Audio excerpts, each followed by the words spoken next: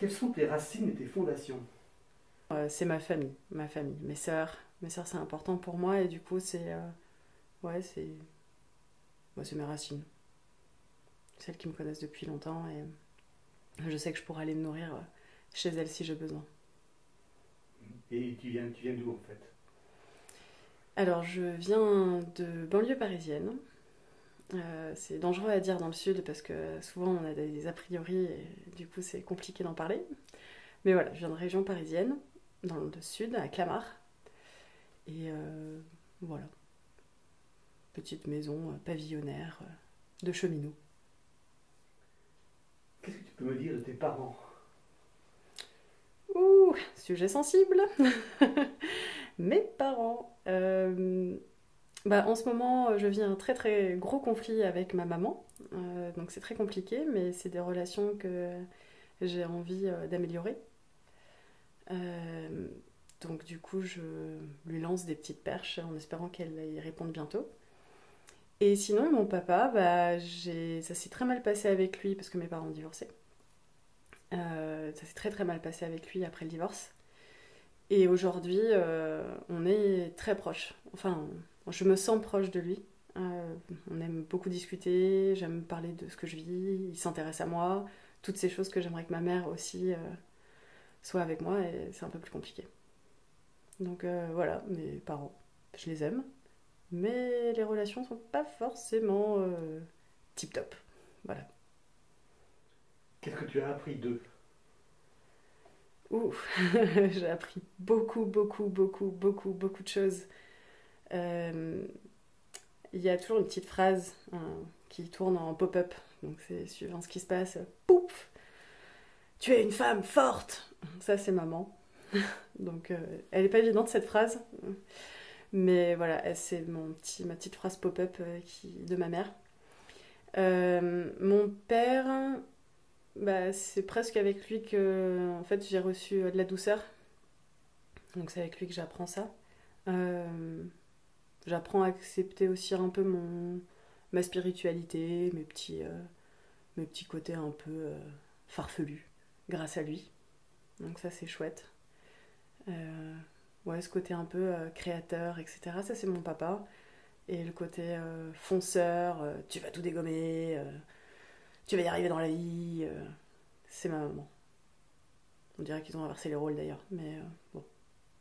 Bon, en tout cas, c'est des choses que j'ai appris de mes parents. Quel enfant tu étais? J'étais une enfant, alors il paraît, parce qu'il y a beaucoup de choses, je m'en souviens pas du tout. Euh, il paraît que je pleurais pas beaucoup. Je me souviens que je demandais pas les choses parce que je savais que je les aurais pas, donc je les demandais pas. Donc ça fait un peu, bon, sacrifice, mais c'est un peu ça. Euh, Après, j'aimais beaucoup la danse. Donc du coup, dès que j'étais en cours de danse avec mes copines, c'était génial. J'étais sociable, j'adorais les copains, j'adorais jouer, enfin ça c'était vraiment chouette. Donc ouais, plutôt dynamique, toujours en train de faire du sport à droite à gauche, en train de parler à plein de monde tout le temps. Voilà, je crois que c'est à peu près tout ce que je pourrais dire sur qui j'étais quand j'étais enfant. Et quels étaient tes rapports avec ta fratrie, pardon? Euh, alors du coup avec mes deux sœurs, du coup j'ai deux sœurs, une grande, une petite, je suis celle du milieu. Euh, Alors là, bah en fait, je m'entends très bien avec les deux. Je suis plus proche avec la grande sœur parce qu'on a que 2 ans d'écart et 4 ans avec la petite. Donc du coup, je me sens plus proche. Et puis quand on était plus petite, on jouait enfin, on était tout le temps ensemble. Contrairement à Desilou la dernière. Et du coup, bah ça se passe plutôt bien. On s'entend bien. Bon, des fois, on s'engueule, des fois, on n'est pas d'accord, mais c'est la vie, il paraît. Mais je m'entends bien avec elle. Et quand vous étiez petite? Ah, c'était pas pareil. Euh, Bah, quand j'étais petite, j'ai eu l'impression d'être un peu mise de côté. C'était toujours la grande sœur qui protégeait la petite. Et du coup, la petite qui me titillait tout le temps, qui me titillait. Et du coup, bah, je répondais, je réagissais, hein, et forcément, c'était moi la méchante. Donc ça a été un petit peu dur à vivre. Et du coup, je m'entendais pas du tout avec ma petite sœur, jusqu'au moment où il y a eu un gros clash dans la famille. Et là, j'ai dit, mais j'en peux plus. Et on m'a enfin entendu. Et depuis, ma petite sœur est adorable avec moi. D'ailleurs, on se demande si elle me demande pas à chaque fois des choses. Quand elle me dit, oh, mais t'es belle. C'est parce qu'elle veut quelque chose. Même encore? Moi, mais bon, on se demande. On se demande. Est-ce que tu peux nous raconter un souvenir particulier qui t'aurait marqué? Un souvenir particulier qui m'aurait marqué pendant mon enfance.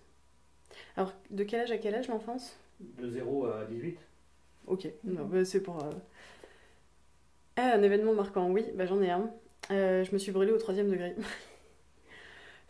J'avais quel âge? 17 ans, je crois. Ou moins que ça. Ouais, 16 ou 17, quelque chose comme ça. C'était l'anniversaire de ma grande sœur. Donc il y a tous ses potes qui commençaient à arriver à la maison. Je me souviens, les parents n'étaient pas là. Ma petite sœur voulait absolument faire des chips chinoises. Et du coup, on a mis 1 litre d'huile à chauffer sur le feu pour faire les chips chinoises.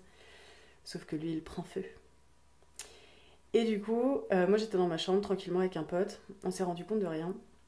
Jusqu'au moment où j'ouvre la porte de la chambre. Et là, je vois un nuage blanc, opaque. Je me dis, mais qu'est-ce qui se passe? Et là, du coup, il y avait des serviettes qui séchaient sur la balustrade. On en prend une pour respirer, on descend et je vois un foyer, justement. Enfin, je vois le feu là brûler. Je me dis, mais qu'est-ce qui se passe? Mon pote, lui, il s'est barré en courant. Et du coup, j'ai pris la serviette, j'ai voulu sauver tout le monde, bien évidemment. J'essaye d'éteindre. Et en fait, ça a tapé sur le bord de la casserole et je me suis tout pris. Donc, heureusement, j'ai eu que la cheville. Mais voilà, brûlure au 3e degré à cette époque-là, c'était un peu. Ouais, ça m'a marqué. Mm. Ouais, donc je dirais ça. Durant ta scolarité, quel élève tu étais? Un peu. Pas dis. Enfin, si, j'étais disciplinée, parce que pour moi, c'est important de suivre les règles, et ce depuis que je suis toute petite. Euh, Mais par contre, j'étais toujours entreprenante, qui veut prendre la parole. Moi, tout de suite, j'y allais, j'étais bonne élève. Moi, j'avais des facilités, donc du coup, c'était pratique pour moi. Donc, moi, j'étais plutôt. Ouais, moi, j'y vais, ça me dérange pas, quoi. Voilà, dynamique, on va dire ça comme ça. Et tu peux nous expliquer ton cursus un petit peu? Oui. Cursus un petit peu Beaucoup? bizarre, enfin bizarre, atypique, on va dire. J'ai fait mes études tranquillement, ça s'est bien passé. Maternelle, primaire, sans souci. Collège. Et là, je suis arrivée à un moment où j'ai dû choisir la danse. Et je voulais faire un collège sport-études. Sauf qu'en 5e, j'ai rencontré des collègues de classe qui étaient un peu turbulents. Et donc, j'ai fait pareil. Et ma moyenne a un peu baissé. Donc, elle n'était pas de 16 sur 20. Donc, du coup, on m'a refusé en sport-études. Donc, du coup, je suis partie au CNED. Et j'ai fait des cours par correspondance. J'ai fait donc ma 4e et ma 3e. Et 2 secondes. Parce que j'ai retapé ma seconde parce que je ne faisais strictement rien. Parce que ça, par contre, moi, travailler toute seule, c'est pas possible. Donc, voilà, donc moi, je dansais, j'étais contente et puis je faisais que ça. Donc du coup, ma scolarité s'est un peu arrêtée en seconde. Euh, Après, c'était à quel âge? Je devais avoir 17 ans, 18 ans. Là, c'était pendant le divorce de mes parents. J'ai décidé de passer mon bac français. Je sais pas pourquoi. Bon, du coup, je l'ai fait en candidat libre. Bon, ça n'a pas forcément fonctionné. J'ai lâché ça. Et à 20 ans, je me suis dit, bon, il faut quand même que tu passes, que tu aies une équivalence bac. Parce que si jamais tu veux reprendre des trucs plus tard et que tu n'as pas cette équivalence, tu vas t'en vouloir. Donc, sur un coup de tête, je me suis inscrite en cours du soir à Paris Descartes. Et donc, j'ai fait une équivalence bac, un DAEU. Et voilà. Donc, un peu dans tous les sens. Bah, du coup, zéro camarade de classe. Hein. J'étais toute seule dans ma chambre. Mes camarades de classe, c'était mes copines à la danse.